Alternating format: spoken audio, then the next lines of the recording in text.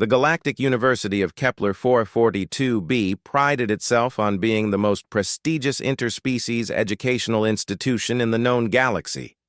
Students from over 200 different worlds attended classes in its crystalline spires, learning everything from quantum mechanics to xenobiology.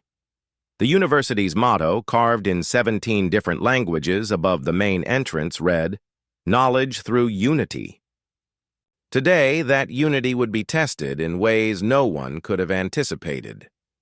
Professor Zixathala, a distinguished Veltari with 4 eyes and skin like polished obsidian, was conducting her advanced theoretical physics lecture in Hall Gamma 7.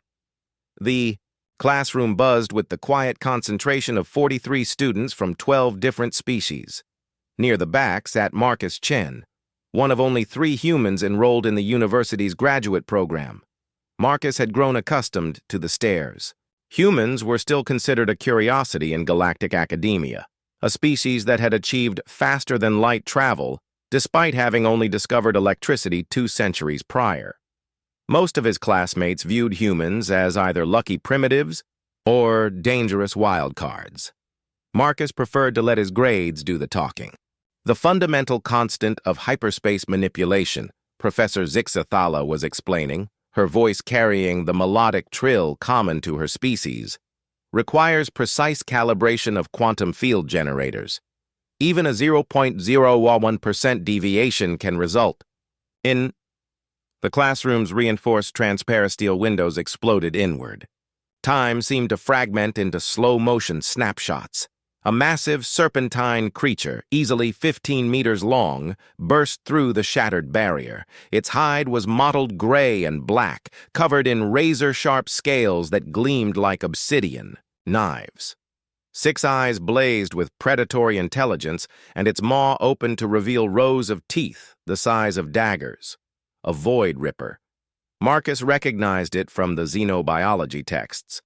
They were apex predators from the dark matter storms beyond the whole galactic rim, creatures of pure aggression that could survive in the vacuum of space.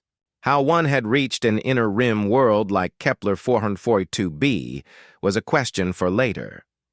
The alien students reacted with the calculated precision their species had evolved for survival.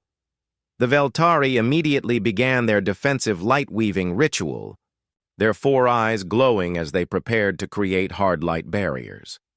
The insectoid Zaxth clicked rapidly in their battle language, while extending their natural armor plating. The crystalline Quell began their harmonic resonance, chanting, preparing to shatter the creature's bones with sound waves. All of these were excellent strategies. All of them would take between 8 to 12 seconds to properly execute. The Void Ripper would reach the students in 3 seconds. Professor Zixathala's scream cut through the air as the beast's massive head swiveled toward the densest cluster of students. Its muscles coiled like steel cables, preparing to strike. Marcus didn't think. Thinking was a luxury for species that had evolved in safe environments, whose ancestors hadn't spent millions of years being hunted by everything from saber-toothed cats to their own kind. Humans had learned to act first and process later, to let instinct and adrenaline bridge the gap between stimulus and response. He moved.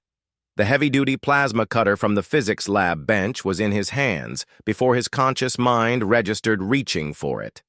The tool, designed for precise molecular manipulation, weighed nearly 20 kilograms. Most species would need both hands and a stabilizing harness to operate it safely. Marcus hefted it like a club and charged. The Void Ripper's head snapped. Toward him, those 6 eyes focusing with predatory delight. Here was prey that was actually approaching. How convenient. Its maw opened wider, revealing a throat that pulsed with bioluminescent patterns designed to hypnotize victims. Marcus didn't slow down. He didn't look at the pretty lights. He just ran straight at 15 meters of evolved killing machine and swung the plasma cutter like he was trying to hit a home run. The tool's reinforced casing connected with the creature's skull with a sound like a thunderclap. The Void Ripper's head snapped to the side, and it let out a shriek that shattered the remaining windows. Dark ichor sprayed across the classroom walls, but Marcus wasn't done. While the beast was stunned, he activated the plasma cutter's emergency overload function, AA, safety feature designed to burn through bulkhead walls in case of emergencies. The tool's cutting beam, normally precise enough to slice individual atoms, now blazed with the fury of a solar flare. He drove the overloading device directly into the creature's neck. The Void Ripper's death scream was cut short as its head, separated from its body in a spray of superheated plasma and alien blood. The massive corpse crashed to the floor, twitching once before going still. The entire encounter had lasted 4 seconds. Marcus stood over the dead predator, the smoking remains of the plasma cutter still clutched in his hands, breathing hard. Around him, 42 alien students were still in the middle of their defensive preparations. The Veltari were halfway. Through their light weaving, the Zaxth had only partially extended their armor, and the Quell were still building toward their resonance frequency. Professor Zixathala's 4 eyes blinked in perfect synchronization, the Veltari equivalent of a double take. "Class dismissed," she said faintly. Later, as campus security cleaned up the remains and investigators tried to determine how a Void Ripper had breached the university's defenses, Marcus sat in the medical bay getting his hands treated for plasma burns. The other students had been, trickling in all afternoon, not for medical attention, but just to stare at him. "Is it true," asked Vexhai, a normally arrogant Zaxth noble, "that your species regularly engages in physical combat for entertainment?"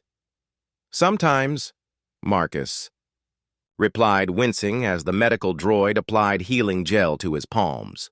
"And that you consume the flesh of other living creatures for sustenance?" "Well, yeah, don't you?" Vexahai's mandibles clicked nervously. "We consume processed nutrient paste synthesized from mineral compounds."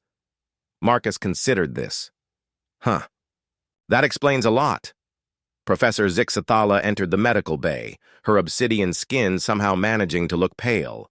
"Mr. Chen," she said, "I've been asked by the university administration to inform you that your quick thinking saved the lives of every student in that classroom today." "Just did what needed doing, Professor." "Yes," she said quietly, all 4 eyes studying him with new intensity. "That's exactly what concerns them." As word of the incident spread throughout the university, Marcus noticed the change immediately. Where before his fellow students had viewed humans with curiosity or mild condescension, now there was something else in their expressions. Something that looked suspiciously like respect, and just a little bit of fear. Marcus figured he could live with that. After all, in a galaxy full of species that took 8 to 12 seconds to respond to threats, sometimes it paid to be the guy who only needed 3. The universe was a dangerous place. Humanity had learned that lesson long ago, written in blood and carved in stone across 10,000 years of survival. Now, apparently, it was time to teach that lesson to the stars. Class was officially in session.